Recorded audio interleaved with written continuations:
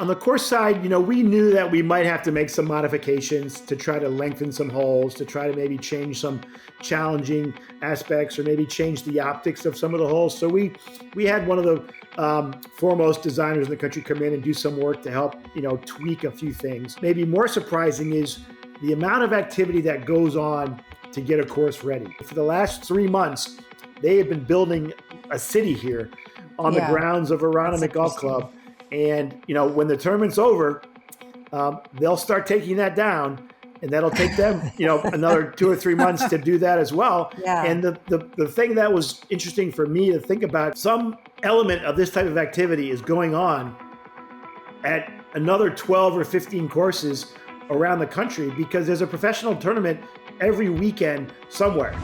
Welcome to Three Little Fishes. We're three sisters who grew up in the Midwest together, but have since spread across the country.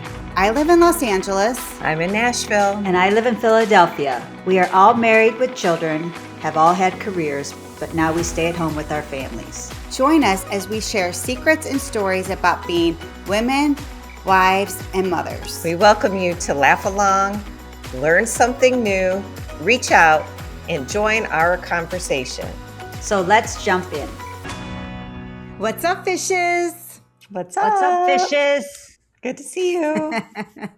Kathy, you sound perky. Are you in a good mood today?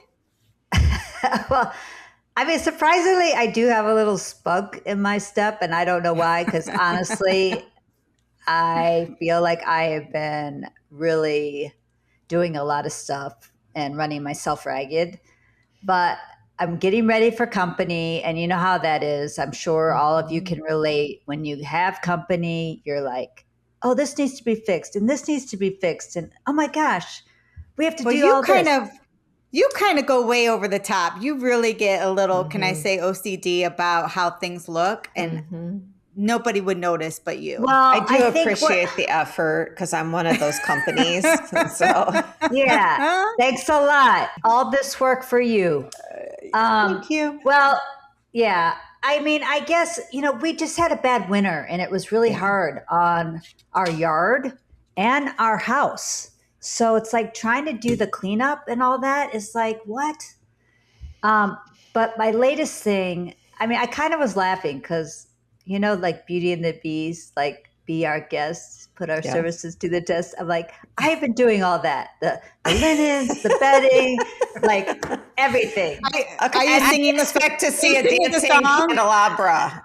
Yeah. And now we've been outside because I wanted to get our patio nice because it is getting nice here and we want to spend some time out there. But it needed some serious work. Like a lot of our grout, it cracked.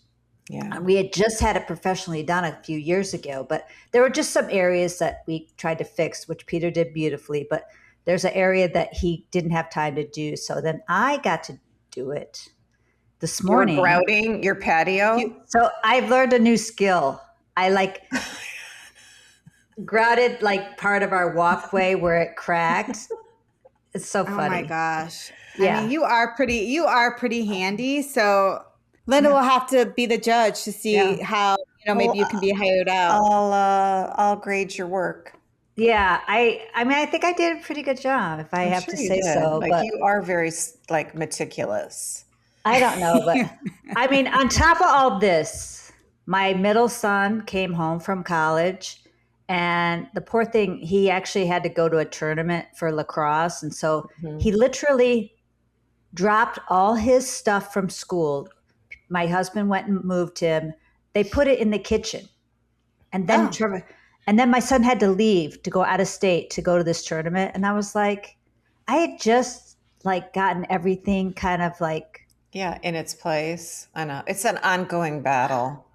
I mean, so did you have to lug off his stuff up to his room? They didn't have time to literally go up a flight of stairs. What happened? It's so much stuff. I'm putting most of it in the basement, but all his bonus was the thing. He had duffel bags full of clothes, and he's like, "Mom, all those clothes are dirty." I'm like, "What?" Yeah, of course they are. What? Yeah, I don't have it in me. Nasty dorm. Ew. And the sheets were nasty. I was like, oh my God, I don't have it in me. You didn't want to save it for him for when he got back from the tournament? Oh, no. I was trying to be couldn't handle nice. it? I was trying to be nice. Yeah.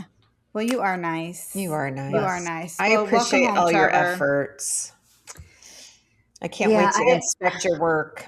I need a little downtime now just to relax. Well, you can enjoy all the caulking and repairing you did on your patio and have a little Prosecco and sit out there tonight with your fire pit.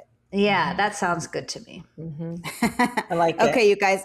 On today's show, we're going to talk about what's the buzz, PGA Championship, a peek behind the scenes, and what's for dinner. But before we get into it, I just want to remind everybody to please rate, review, and send us a note and invite your favorite fishes to jump in and join the conversation. All right, you all, what's the buzz? So, Kathy, something caught my attention. I'm always on social media and I'm always looking at stuff on my phone. Mm-hmm. And I don't know if BuzzFeed is a reliable source, but it caught my attention because BuzzFeed had this article about how a dentist was talking about how he wants parents to stop letting their kids snack on Cheez-Its and certain granola bars and goldfish, that he's saying it's worse for their teeth than eating candy and causing problems like cavities. And that caught my attention. Is that true? You're a dentist. Do those foods, are they more problematic than having your kid eat candy? Is that true? Well, I think it just raises the question that, all those crackers and things are carbohydrates and they have lots of sugar in them as well. So they're not super good for you. But I think, and also candy is not good for you either. It's not like you're going to eat candy, let your kids have candy 24 hours a day. I think, you have to do it in moderation. And I think the biggest thing is you just don't want to let that sit on your teeth. For kids, they need to rinse out their mouth or brush their teeth after meals. Okay. Just so, because all those crackers and things get in between the grooves of the teeth. And if you don't clean it or rinse it, it just sits there. And that's when it causes a problem. Okay. So it sounds like it could be a problem. All right. You heard it here from BuzzFeed. Yeah. Okay. They can be problematic, those crackers. Also, because I'm obsessed with food, as you guys know, M&M has new flavors out. They have 3 new flavors that I just saw. They have peanut butter cinnamon roll, cherry chocolate cupcake, and lemon meringue pie. That what are our thoughts? That sounds gross to me. You don't want to try? I'm curious. Our mom loves M&Ms, and I'm wondering, would she try any of these? I don't know. I don't know why you would ever put together peanut butter cinnamon roll. Is there such a thing as a peanut butter flavored cinnamon roll? Why? I don't understand that at all. I don't know. Flavor. I don't get that. I don't know. That sounds terrible. I'm just give me the chocolate flavor. Yeah, I don't think I want a lemon meringue pie M&M. That sounds awful to me too. But anyway, if you're into it, they have new flavor. I wonder, is it the chocolate is flavored that way?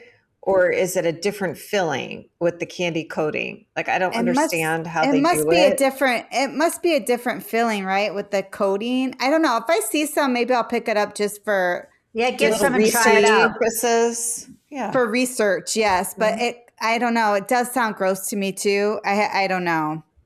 Also, so Tracker, you guys watch the show Tracker, right? I do. I like it. So and I think our parents watch it. I've watched it. I actually know somebody who directs on that show. Mm-hmm. Anyway, they're making the news because they normally shoot in Vancouver, Canada, and they are now, production is moving to LA. Yes. They're moving back to LA. They got a big tax credit. They're going to start shooting here in the summer, which I think is super exciting for LA and my LA friends. Maybe other studios will follow suit. I know. So I thought that was kind of exciting. That's great. What else I saw on the news that caught my eye, or, when I'm scrolling my socials, is Cameron Diaz just had her 3rd baby. Yes.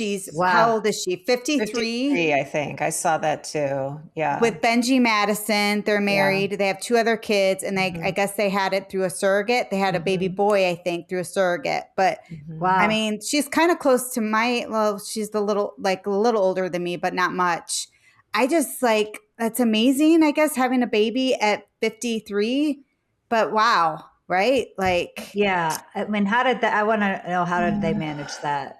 I don't know. I think they have a lot of help. Yeah. I mean, the unfortunate thing is, even if you live to be 90, which is, I think, what she was sort of joking about, you are not the same person. I mean, it's just hard to keep up.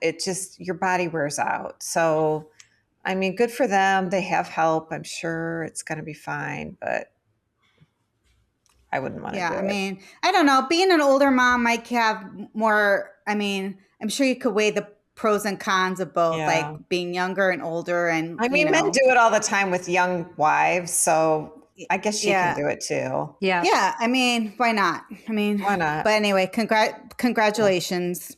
Yep. Okay. And then if you're into golf, which we kind of are, Cameron Young won the Cadillac Championship over the weekend. And golf, I find to be fascinating. It's it's honor. There's a lot of honor in golf, or supposed to be.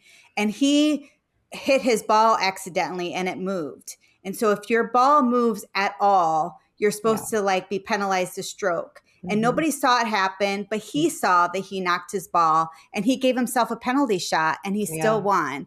And I always think that that's cool. I'm always so happy when people are honorable. And I think that's honest. awesome. Yeah. So I thought that was amazing, and that he still won. Yeah. Yeah. Good for him. Yeah. So speaking of golf and tournaments, you guys are working the next big golf tournament because it's in Newtown Square and it's the PGA Championship. And so we are going to have a sneak peek with that. Yes. Let's jump in. So we want to welcome Peter to the show. Hi, Peter. Hello, all.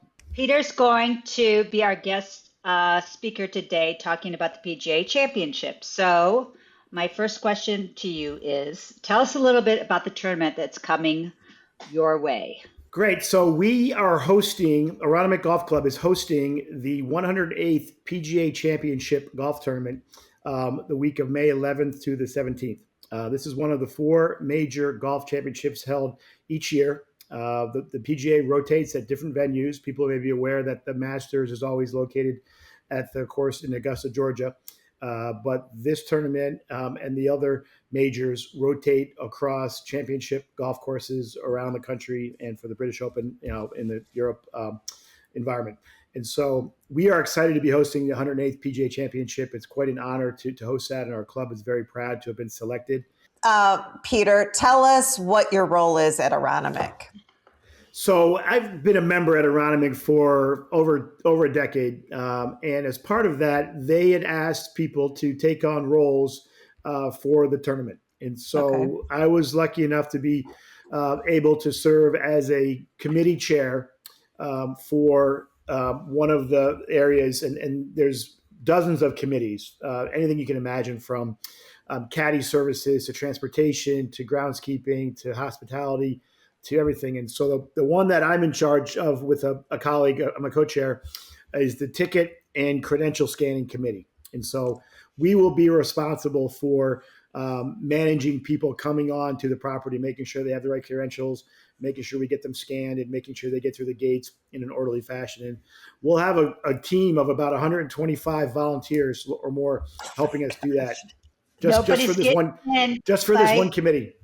That's amazing. Yeah, that's an incredible number. Yeah. So does the PGA manage that, or does your club manage that? So the PGA has dedicated individuals that are focused on this championship, and they're here every day, all day, doing what they do. But our committees are managed by club members. Like you. They roll up. So I'm a committee chair, and I report up to an individual running a number of committees, and they report to the chair of the entire tournament. And so, how long have you been preparing for this? So we found out that we were selected a few years ago, and work's been going on since then. But I would say in the last 12 months, the pace has picked up, and we've, reached out for volunteers to help all these committees from the community. We've reached out to local schools and law enforcement and all the things that get impacted with these events. We've also had to make changes to the golf course. We had some design work done. We added some different bunkers. We created some new tee boxes. We have really enhanced the course to make it the best challenge that it can be for the players. And one of the interesting things about this is that the membership made the tough decision to stop play on the course as of November 1st of last year. So for the last 6.5 months, we have not been able to play the golf course. Even though we live in Philadelphia and there's winter here, this course, typically gets played, through Thanksgiving into December, and then depending on snow and weather, through the early months of the year as well. And we would certainly be playing it last month and this month and very active. And so we made the decision to not have play on the course because the uncertainty of the weather. If you take a divot in the middle of the fairway in late November, that doesn't grow back until, late April, early May.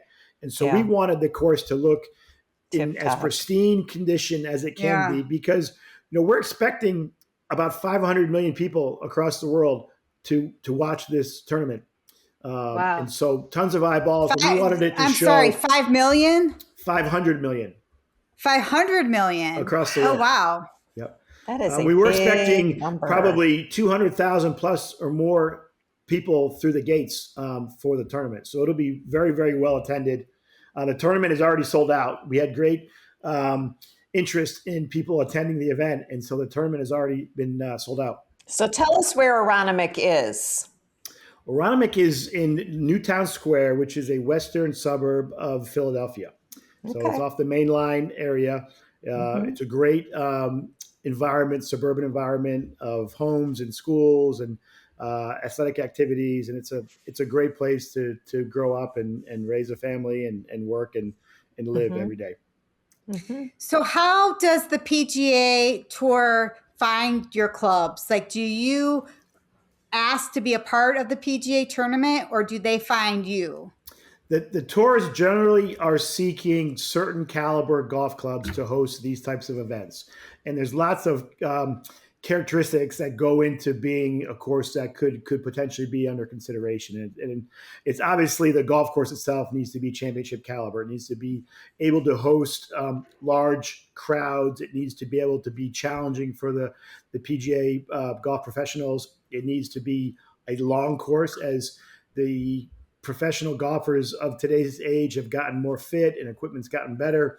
The courses need to be able to play very long to challenge these players. And so having a course that's a high quality course from a golfing perspective is important, but also the ability to host the tremendous amount of people that'll be there, the community environment that can support an event, because none of these events happen without the community's support of volunteers and law enforcement and everything else you can imagine that goes into it. And so did your club put together like a bid or RFP or something and compete with other area clubs or clubs across the country? We generally get reached out to by the organizations that may want to have us host a tournament to see if we are receptive. And part of that process is, as a private golf club, that outreach then gets presented to the membership to see what appetite they have for hosting a major event. We have hosted a number of other tournaments over the years. We've hosted the PGA back in 1962. We hosted the AT&T National in 2010 and 2011, I believe. The BMW Championship in 2018, the Women's LPGA Championship. And so we've hosted many events over the years. And it's an honor to host them, but it is a major commitment by the club to commit to doing that. It takes a real village of people to make these things come together. Gosh, that's super exciting. So what I want to hear about is, so your role is going to be the credentials. So that's a big responsibility. have you gone through like security training and stuff like that? Because like, what if some guy like tries to run through the gate? Like, do you tackle him, or like, how's that work? Or is there such a thing as counterfeiter tickets? Like for golf, does that happen in this sport? Sure. I'll take a couple of those questions. So the first one is, we're definitely going through training. Each of the committees has specific training for their roles. So whether you're part of the committee that is going to evacuate players if there's lightning or storms, they've been told how they're going to do that. For us, we've been told, and we'll get our volunteers will get training next week in advance of the event on how to, work the handheld devices. Proper way to tackle. Correct. Well, we're not expecting a very raucous group here. This is a major championship. People are very interested and excited about golf, but there is certainly security here. We already have security on the course now at the entrance already. Making sure that only the appropriate people are allowed access. Right. But we will certainly be manning the turnstile, so to speak, to make sure that people are getting through efficiently. They're behaving. They're getting their tickets scanned properly, and getting into the property to get to all the great venues. Whether it's golf simulators that are set up, whether it's the food or beverage environments, whether it's watching the players on the putting green and the short game area, or getting down to the driving range and watching them hit shots, or getting into the hospitality and merchandise tents. There's a lot to do on the property. Even outside of watching golf. And the tournament, championship week starts a week from tomorrow. So on Monday, the 11th, people will be here. We've already had pros playing practice rounds on the course already, but they'll be here in earnest the week starting the 11th because there's no other competing events going on.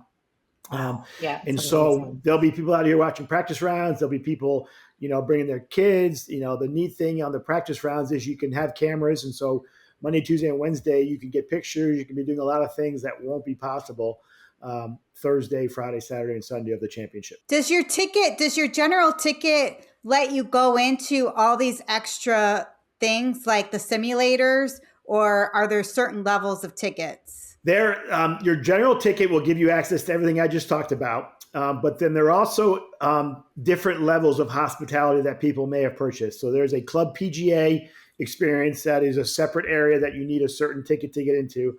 The members, or those that have bought certain levels of tickets called an 1896 ticket, have access to 3 or 4 specific areas on the course that are reserved for them.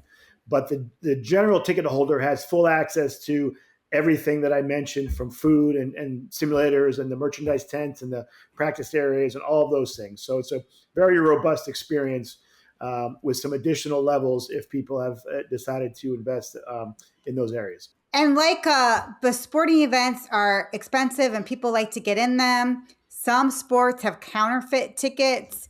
Does the PGA struggle with that at all? Like, do you worry about being able to scan and make sure that the ticket's real? Yeah, I think we're going to be okay on that front. I mean, obviously, fraud exists in a lot of environments, and the bad elements get better and better at it. But our tickets are all going to be electronic tickets through the SeatGeek app.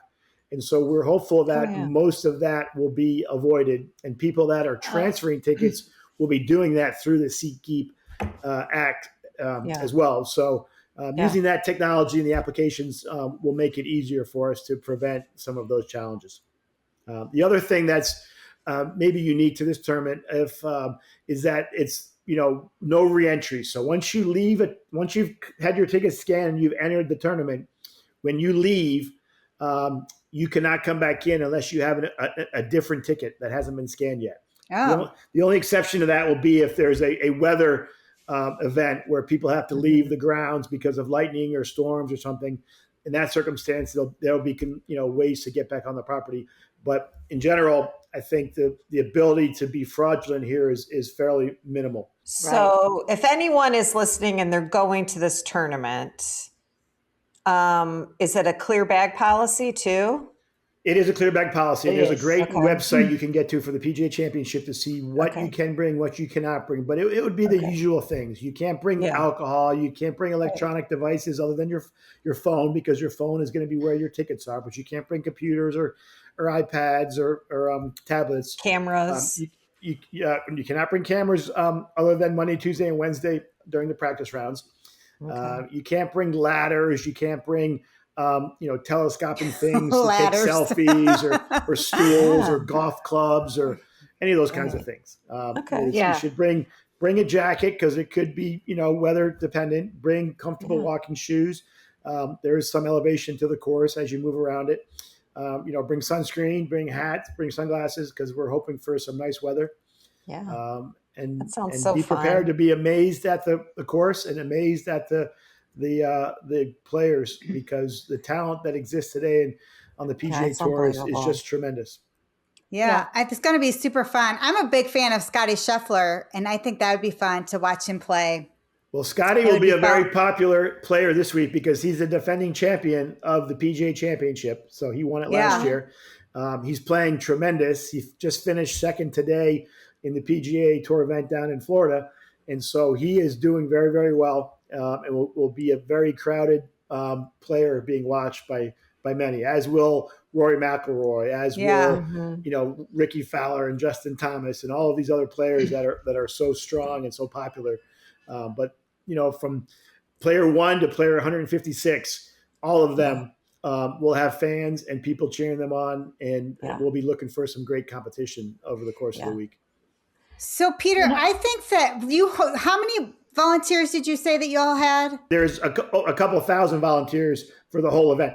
And those come from this whole event. And those volunteers are a subset of members of the club, like myself and my wife, and I know you all are volunteering as well, but also out in the community. The community support has been tremendous here for this event. And we've had thousands of people sign up to want to volunteer to be on some type of committee, to be helping people on the property, to be serving, to be doing all the different things that are necessary for this event to happen. So what I found interesting about that is that the volunteers do have to pay to get their shirts and whatnot. Mm-hmm. So why do they set it up that way? Do you know? I do. So the way it works is the volunteers end up paying a fee to get the merchandise that they're going to need to be wearing. So a typical volunteer will be getting 2 or 3 shirts, a hat, perhaps a pullover, a jacket, depending on the different roles they have. But they're getting a set of a uniform set, multiple editions of the uniform. But they also get credentials that get them on the property. And so these volunteers are generally working between 3 and 5 shifts. Some people are working 6 or 8 just because they're really excited to do it. But the benefit is when you're here working, you're obviously got a job and you're helping people. But when you're not working, you have access to the course. Your credentials as a volunteer get you on the property the entire week. So you may be working a shift on a Monday and a Tuesday and a Thursday, but you can come out with your credentials and your parking pass and be out here every day of the week participating in the event. So essentially what you're paying for is uniforms and the tickets as part of your volunteering. And so it's a great trade-off. We have not heard anybody complaining about it. And the fee that they charge is quite reasonable for the merchandise you get and the ticket access that you get. So Peter, are there, people that want to get involved that don't know Aronimink and don't know this tournament, but maybe live elsewhere throughout the States? Are there other PGA events that they could volunteer for? Yeah, great question. Absolutely. There are volunteer events in every state around the country where there's a golf tournament being held, whether that's a senior PGA event, a regular PGA event, a Corn Ferry Tour, an LPGA. The golf tournaments run extensively on the backs of the volunteers in those communities. And, we have volunteers for our tournament. And once they've signed up, they've been outreached to say, hey, we know you're a volunteer at the Aronimink event this year. The PGA Championship next year is in Frisco, Texas. and the year after that is in San Francisco, California. We'd love to get you on the list for that. But every tournament, there's a tournament in Charlotte next week that's made up of volunteers from Charlotte and all over the country that come in for that. We have friends and family coming in from Illinois and Nashville and other places that are volunteering for this because they like golf. They know that we're here. They're coming to visit. And so they're doing it. Yeah. And so I'm coming to absolutely. I also, Peter, wanted you to talk a little bit about like inside the ropes and the younger generation of kids, because I know there's also volunteers for that. Could you speak on that? Yeah, one of the great things the PGA tries to do, and I believe all the golf tournaments try to do this, but certainly the PGA is focused on it, is growing the game of golf. And one of the things they like to do is in each of the groups that are playing the course, you may notice that there's a scoring group walking, in that group behind the players, carrying a scoreboard. They're called standard bearers, and it'll have the players' names and their score, and that's updated after every hole. And so what they've done for our tournament is most of the standard bearers are children. I think it's 18 to 25-year-old kids are the ones in those types of roles. They wanted to give folks that are in high school and college or just out of college the chance to be around this and find this love of the game that maybe happens because you're inside the ropes, a little closer to the professionals. You're near the action, and you're changing the scores for those guys every hole. So it's really exciting. Yeah, that's awesome. It's so actionable and interactive for them. What a great opportunity for them. So is there anything that's happened in the last couple of years in preparation for this big event that has sort of surprised you? Like something with the course, with the PGA, like anything that you were like, oh, I didn't know that was going to happen, or... Yeah, I'd say a few things perhaps. On the course side, we knew that we might have to make some modifications to try to lengthen some holes, to try to maybe change some challenging aspects or maybe change the optics of some of the holes. So we had one of the foremost designers in the country come in and do some work to help, tweak a few things. But I would say maybe more surprising is the amount of activity that goes on to get a course ready. We have had, I'll say hundreds, if not 1,000 people on the course every day, on the property every day for the last 4 months, building structures, building the infrastructure, like the stands, the concessions. It's unbelievable. The number of trucks, the amount of material, wood, metal, you name it, coming in every day, all hours of the day to get this ready. I mean, for the last 3 months, they have been building a city here on the grounds of Aronimink Golf Club. And, when the tournament's over, they'll start taking that down, and that'll take them, another 2 or 3 months to do that as well. Yeah. And the thing that was interesting for me to think about, because we live close to the course and we drive by it every day and see this is going on. Some element of this type of activity is going on at another 12 or 15 courses around the country, because there's a professional tournament every weekend somewhere. Now, obviously, this is a major. This is the PGA, so it's a little bit bigger. It's a little more blown out than what you might see at others. But there is a whole ecosystem of people and processes that happen to make this all come together. So when you're watching a course on TV, what you're seeing is a fraction of what's gone into it to make it that special and that amazing. Exactly. That's a good point, that we do live close to Aronimink, but there's also a school that's very close to Aronimink, and this has impacted the school, and the school will be closed for the entire week of this tournament because people won't be able to get to school. Yeah, the roads around the course are very restricted. Some are closed. There's a major highway that's going to be partially closed, certain lanes blocked off. And so it was going to be very challenging for that school to be in session. And so for the kids, it's they get a week off. Hopefully they'll go to the course and see the tournament. But it does impact the community and people. There's been very high level of receptivity for the tournament, but not everybody loves golf. There are, road closures and routing changes and things like that. Oh, this will is going to these impact people.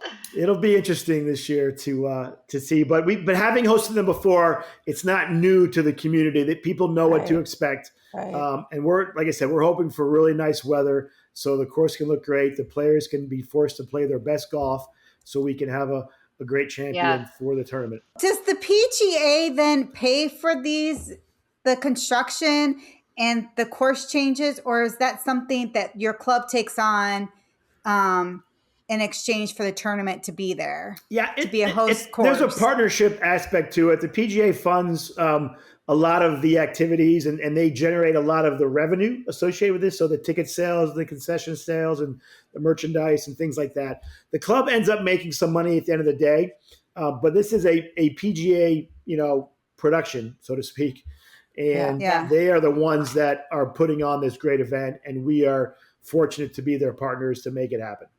Yeah, I mean, I think the big eye opener for me is just the amount of money that this costs, just building these buildings, and what are they doing to the landscaping? I mean, just that in general. That's not even the merchandise and everything else. I mean, the tractor trailers, the semis. I mean, everything. It's just incredible. Yeah, it sounds like you guys are going to have quite experience. It should be amazing. It's going to be an incredible thing. Yeah, I'm excited. Thanks, Peter. Is there anything that you think our listeners would like to know? An additional anything like behind the scenes info about these kind of tournaments? I'd say that they're competitive tournaments. I mean, there's only 156 people that get into this tournament, so you had to have been chosen based on your standing, your rank, your past wins, maybe in major tournaments. There's a whole qualification element to this. So we've got the best players in this event. It's going to be televised, so if you can't get here in person, certainly be watching the Golf Channel and your major broadcast stations to see the golf, because it will be amazing. Jim Nance and team will be covering it. Good. And I love Jim Nance. We're excited for the ability to show the world, the course that we have at Aronimink and the community here that supports it. As we host, a major golf tournament. Peter, I have actually one more question, because I always also think about food and eats, and the Masters, the Masters, I know is always at the same golf club. It's always at Augusta, and they have their famous pimento sandwiches and, peach cobbler. Does the PGA tournament that you're hosting, will they have a specialty food? Or is that only for the Masters? Those specific foods, I think, is predominantly for the Masters. We may have some special things going on. I think that there's going to be some special beverages that may be able to be purchased, but it won't have the history and the legacy that the Masters has with their traditions there.